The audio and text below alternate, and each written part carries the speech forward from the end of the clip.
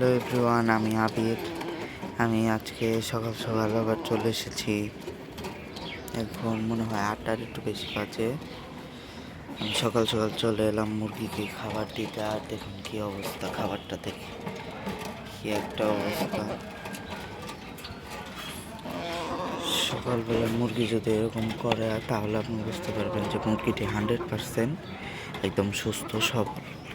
আর যে মুরগি খাবারের প্রতি অনীহা থাকবে তার মধ্যে কোনো না কোনো একটা খটকা থেকেই যাবে। কারণ সুস্থ মুরগি কোনো সময়ই এরকম করবে না। সুস্থ মুরগির একটা আলাদাই একটা আচার-আচরণ থাকবে। সুস্থ মুরগি সবসময় অ্যাক্টিভ থাকবে।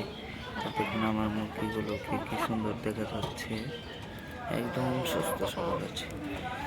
আর আমি ওই আমি কিভাবে ওই লেয়ার 1 বাসায় তৈরি করি সেই ভিডিও দিয়ে দিচ্ছি, কোনো মেডিসিন ছাড়া। সেটাতেও আমি প্রতিদিন 4টা মুরগি থেকে 3টা ডিম পাই, 2টা ডিম পাই। এরকম একটা কোনো সময় পাওয়া হয় না, দুইটা সবসময় থাকি। মানে ঘরে আমি 2টা মতন ডিম পাই, 2টা বা 3টাও ধরা চলে, এরকম ডিম পাই। আর আপনারাও কীভাবে সেই লেয়ার 1টি বাসায় তৈরি করতে পারবেন সেই ভিডিও আমাদের চ্যানেলে দেওয়া আছে।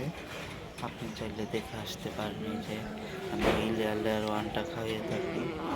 আর আমি সকালে কিন্তু আমি চেষ্টা করতাম যে খরচ কমানোর জন্য আমি বেছে নিলাম যে আমাদের যে বাসায় ভাতের মাড় আছে সেইগুলো আমরা একদম ঘন করব। মানে ভাত যেমন শুকনা থাকে সেরকম চুলায় জাল করে সেরকম ঘন করে তার সাথে আপনার চেষ্টা করলে শুধু ভুসিও মিশিয়ে দিতে পারি সকালের খাবার হিসেবে। আর আমি কি করি, হালকা পরিমাণে 2-3 চামচ পরিমাণ লেয়ার 1 মিশিয়ে দিই। তাতে কিন্তু আমার মুরগির কোনো ক্ষতিও হচ্ছে না, ডিমের স্বাদও থাকছে। তার সাথে আবার ভুসিও দিই। ভুসি দেখা গেছে 5-6 চামচের মতন দিই। তারপরে একটু শুকনো করে মেখে ওদের খাইয়ে দিই। তাহলে আমাদের খাবার খরচটা অনেকটা কমে। তারপর আর সকালে সবসময় চেষ্টা করবেন নরম খাবার দেওয়ার জন্য। তার কারণ কি, ওদের ডিমগুলো তৈরি হয় বিকালের দিক দিয়ে।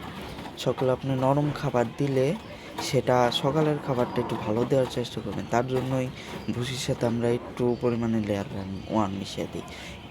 অনেক কমও দিতে পারেন, অসুবিধা নেই। আবার চাইলে নাও দিতে পারেন, তবে হালকা দিলে মনে হয় ভালো হয়। কারণ এই সকালের খাবারটাই ওদের দেহে লাগবে এবং বিকালে ওদের ডিমটা তৈরি হয়। এই মানে সকাল থেকে শুরু করে বিকাল পর্যন্ত ওদের ডিমটা তৈরি হয়। কিন্তু সকালে যেই খাবারটা দিবেন সেটার ফলেই সে মানে 1-2 ঘন্টার মধ্যে হজম হয়ে যাবে সকালে। তার কারণে বেশি বেশি খাবার খাবে, ডিমটার সাইজ বড় হবে, ডিম তৈরিতে বাধাগ্রস্ত হবে না। আর যদি সকালে আপনারা দানা খাবার দিয়ে দেন তার মধ্যে খাঁচার মধ্যে, তাহলে সেই দানা খাবারটা আপনার হজমই হবে দুপুরের দিক দিয়ে। হজম হতেও 2-3 ঘন্টা কমপক্ষে লাগবে। তার জন্য সকালে চেষ্টা করবেন নরম খাবার দিতে, যেন খুব তাড়াতাড়ি ওরা হজম করতে পারে। আর আমি এই যে এইভাবেই ওই খাবারটা ওদেরকে খাওয়াই। মাঝে মধ্যে সরিষার খোলও হালকা মিশিয়ে দিই, লবণ মিশিয়ে দিতে পারেন, কিন্তু আমি এই পর্যন্ত লবণ দিইনি। আমার শরীরে অনেক অলস, আমি অনেক অলস, তার জন্য দেওয়া হয়ে ওঠে না। আমি শুধু চাই যে এইগুলোর মধ্যে লবণ দিলে মনে হয় একটু ভালো খাবে, কিন্তু দেওয়া হয়ে ওঠে না। এটাই আমার কাহিনী। দেখি কয়েকদিন পর থেকে লবণ দেওয়া শুরু করব। এই যে দেখুন এই খাবারটা এখন আমি 4টা মুরগিকে দিয়ে দেবো। এরাও কিন্তু একবারে ভুরু পাড়া শুরু করে দিচ্ছে।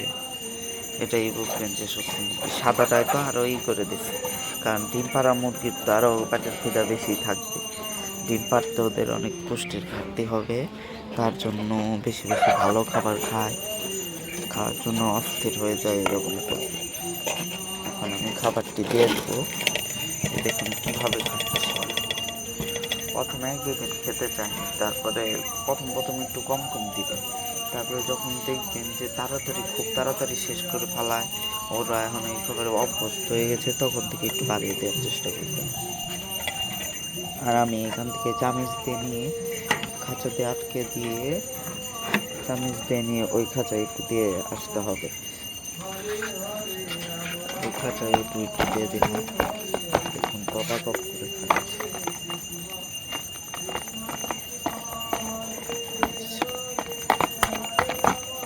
নে, চামচ থেকে খা, চামচ থেকে খা।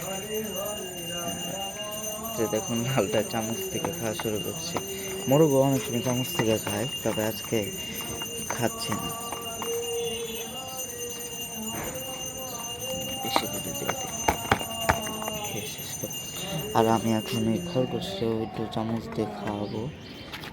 এই খরগোশও খায়, 1-2 চামচ খায়, বেশি খাইতে পারে না।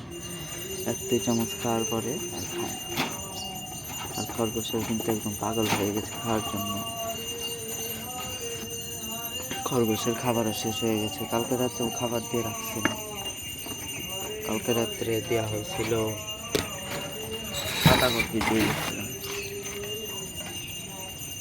নিচ দিয়ে অনেক ধরনের শাকও পড়ে রয়েছে, শাক পাতাও দেওয়া হয়। দেখুন খরগোশটাও কত সুন্দর করে খাচ্ছে। আর আমার খরগোশটার বয়স কিন্তু প্রায় 3 মাস হয়ে গেছে। 3 মাস পরিমাণ আপনার গ্রোথ কেমন হয়েছে কেউ যদি বুঝে থাকেন বা অভিজ্ঞ হয়ে থাকেন, প্লিজ কমেন্ট করে জানাবেন, তাহলে উপকৃত হতাম। এখন খরগোশও কত সুন্দর করে খিচুড়ি খাচ্ছে। এভরিওয়ান, আমি এখন ভিডিওটি শেষ করলাম। আমরা ওদের খাওয়া এখনো শেষ হয় নাই, খাওয়ার পর্ব চলছে, খরগোশের খাওয়ার পর্ব চলছে, ওরাও খাচ্ছে ইচ্ছা মতো। ভিডিওটি এখানে শেষ করছি।